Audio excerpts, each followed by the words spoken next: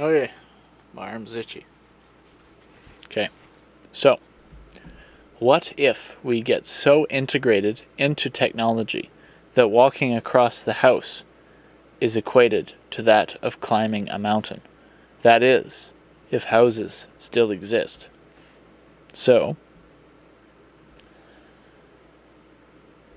my mind at the time that I wrote this note was probably going either like the Animus from Assassin's Creed, or like those machines that they have everybody plugged into in the Matrix when you're actually like in the pods and stuff. It's like, yeah, technological integration. To what extent? Where does that end? What does that look like? Like right now we all have like cell phones, right? What happens when like people try to like cybernetically merge with technology like that? And there's people may make arguments for that would be a benefit. I would not do it in that way of like plugging into a machine in that kind of way where you become like one with it. That seems like pretty risky business, like potentially not good. So like I have a distrust, maybe you could say, of things like that.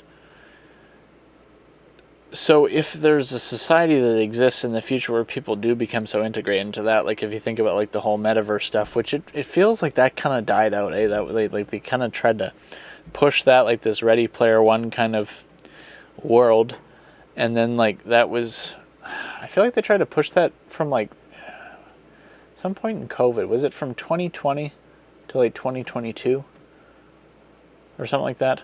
I don't know the exact timeline, but it feels like they're kind of like not necessarily abandon it, but like I don't know if they're really playing that card anymore. People might just be kind of over it.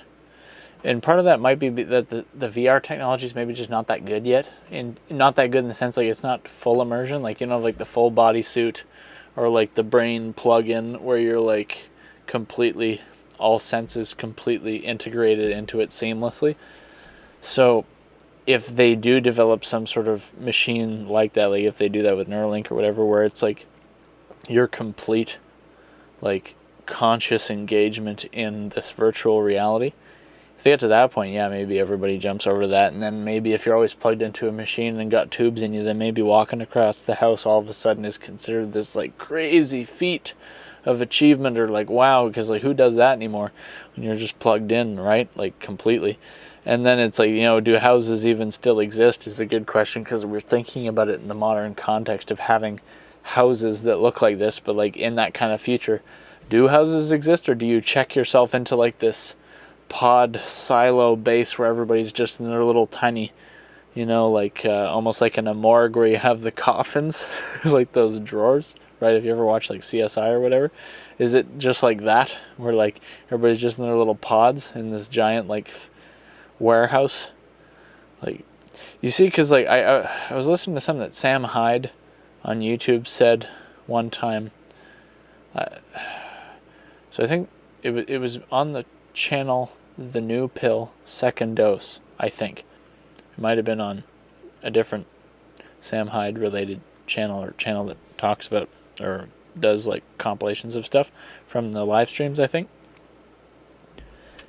Sam Hyde was talking about fiction, he was talking about science fiction.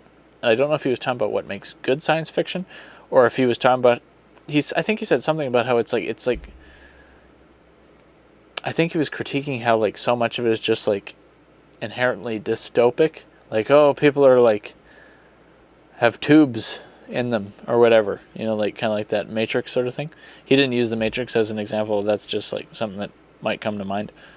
And he was talking about that, like I think he might have been talking about it in like how it's kind of an uncreative type of science fiction. Like if it's just this dystopic future, maybe it's because that's often kind of how science fiction is presented in those contexts. But the only thing is, like, is it possible that science fiction is inherently dystopic? And if you go into like the biblical perspective, like because the world is sinful, is it possible that the overall slant will always be for the worse, right? With every advancement and things like that. Now, I could be wrong about how if it's overall going to always be worse, although like you can make a pretty convincing argument biblically probably for that being just the reality of it, right? Like, this world is passing away, right? Like, so if this world is like perishing and full of sin, then wouldn't it make sense that science fiction or just the future would be inherently dystopic to some degree? Because if the tools exist to do bad things, then will that be the dominant force, is evil? Because, like, sin is in the world. So, like, is it possible that there's merit to science fiction being inherently dystopic, and is that the more correct view than, like, the optimistic utopia kind of view, right? Is it possible that the utopia slanted viewpoint of science fiction is actually, like, less accurate because of, like, how human nature is tainted by sin? And so, what is the future going to look like when it comes to being, like, plugged into machines? Is that what's going to happen? Or are people going to be like, nah, I'm not doing that? One of the better arguments maybe people could make is for something that is like if they gave you a headband you could wear, and it could, like, sense your brain waves and then interpret that data and then do things, like, and you don't actually have to get, like, an implant. That I'd be willing to, like, humor that more. Like, okay, you just put on a hat, and this hat, like, detects the brainwaves. It has, like, super short, like, detection radius. So it's like this hat only receives information from a foot away or less, right? If it's like that, and then you just wear the hat and you just think things and then the machine interprets that, then that might be a better argument. But, like, it might be a hard sell for some people when it comes to putting chips in people's heads, right? Understandably so. So, what's the future look like? I mean, we could guess all day, but nobody really knows till we get there. Like, there's definitely more of, like, the authoritarian concern should probably be very real, because it seems like, the deep state or whoever, like, bad actors are always trying to, like, kind of manipulate and game the system, and just, like, I think that maybe one of the scarier things, like, there's probably many scary things, but it's like, when you think, like, Andrew Tate talked about how, like, these people are above money, like, talking about, like, the Matrix people, or the people, or deep state, whatever you call it. And, like, say what you will about Andrew Tate, I don't know, when it comes to all the stuff that he's accused of, I don't know if there's any merit to some of it or not. Like, I'm not an expert on the case and what's going on. So, like, say what you will about Andrew Tate, some things he said, I might, like, see some level of interesting, factors about. But then there's some areas where we probably definitely disagree. But anyways, moving on. Controversial figure, I get it. But just listen to, like, the point that he's making, if I remember it correctly. Where it's like, if these people are above money, right?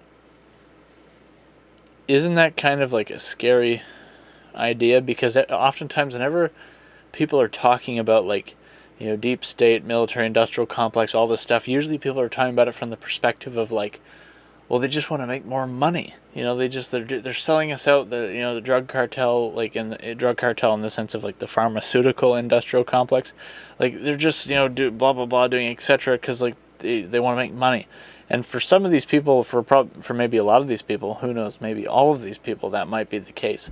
But I think that at some point, like what Tate was talking about, where he's like, when he said these people are above money, like, when you're, like, Rothschild rich, or, like, oil family rich, like, if you have, like, so many, like, billions, or, like, however much money, like, you got, like, so much money, that, like, could you ever even, like, spend it all unless you start to, like, buy countries, you know what I mean?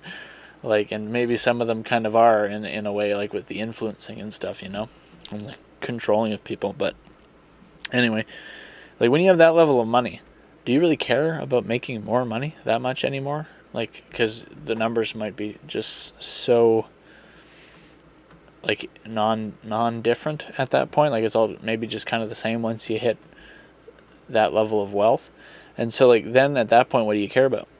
is it possible that it's just like playing, like they want to play God at that point? Is that possible that they go to commit that level of sin where it's like they're trying to, like, in whatever way that they think they're doing it, like, are they trying to become God or like God or whatever they think it is?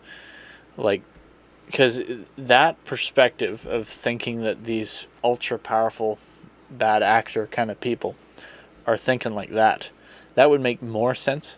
Because, like, yeah, when you get to that level of wealth, like, what do you do? Like, what do these people do?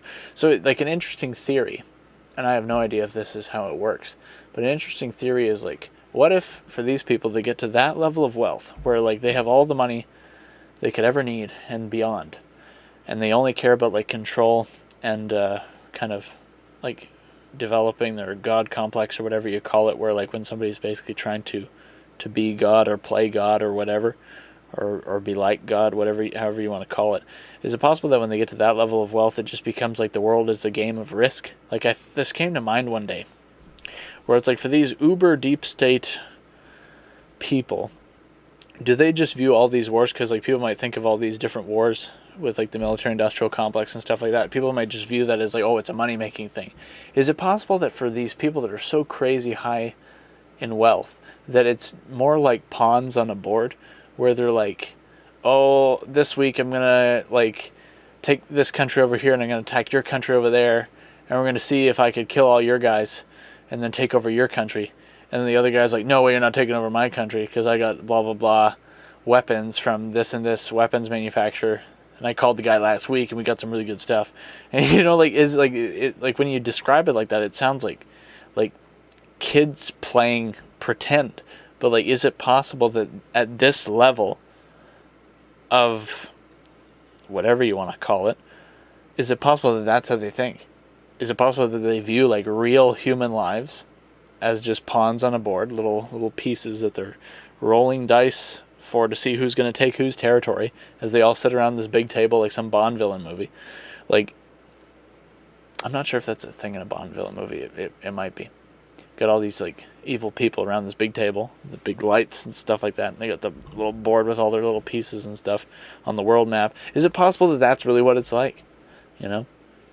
I don't know, because I haven't seen this stuff, but, like, I mean, if you don't underestimate the depravity of some people in this world, you know, because maybe it is that bad.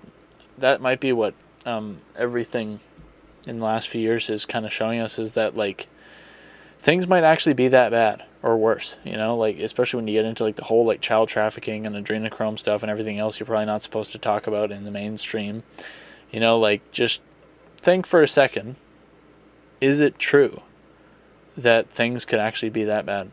And if you look at it from, like, a biblical perspective, and, like, the depravity and evil of some people that are, like, full of sin, like, we shouldn't really be surprised if it is really that bad. Because if the world is of the devil, then wouldn't it be just completely depraved? And if it's completely depraved, what does that look like? You know, it's probably, like, horrifyingly bad, like, really bad, like, really, really bad. So if it's really, really bad, then don't be surprised if it's really, really bad. You know what I mean? So I really, like, strayed off the original note here, but hopefully that was a pretty good tangent. So we need God. We need God. It's really that simple. It's really that